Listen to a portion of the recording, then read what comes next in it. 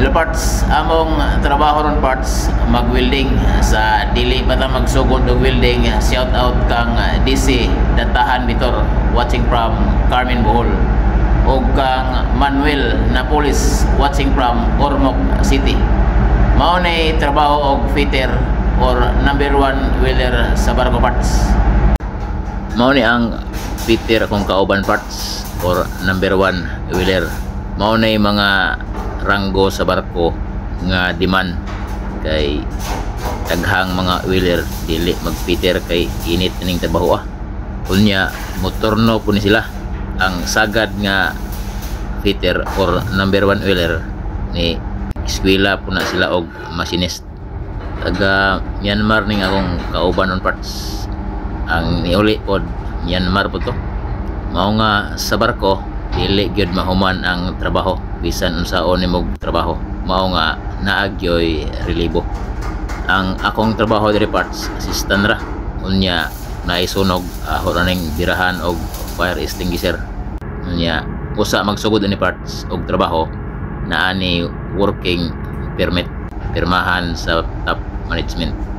Sa mga fitter or number 1 welder nga naanay experience sa overseas og 18 months og dugay og sakay sa inyong agency, ayaw kahadlok pang-apply kay adtong nibalhin ko parts daghan ko gi-applyan.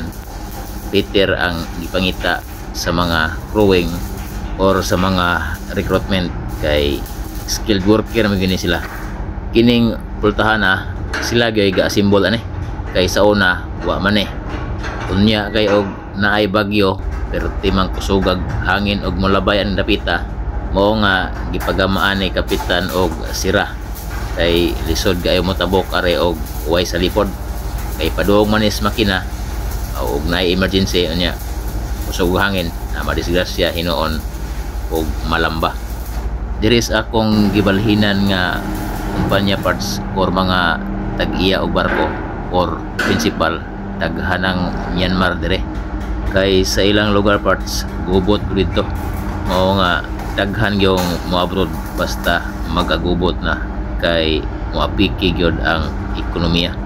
I-search parts ang Myanmar og unsa nay panghitabo ron sa Pilipinas og di magkasinabot murag ma-Myanmar gyud ang atong padulngan. Kini karon parts sitilin ang gamit ni Peter kay iyang buhuan ning ang gold bar sa taas para diha isod ang lock. Iya tanang butangan og ganing ni ay tubo adto ipasod ang lock. Akong giingnan nga ibuho ra kay og naay tag-as nga mga tao mapakog na problema hinuos kapitan ana. Nito po siya nya very good good idea ko no. Naara perting pagka buho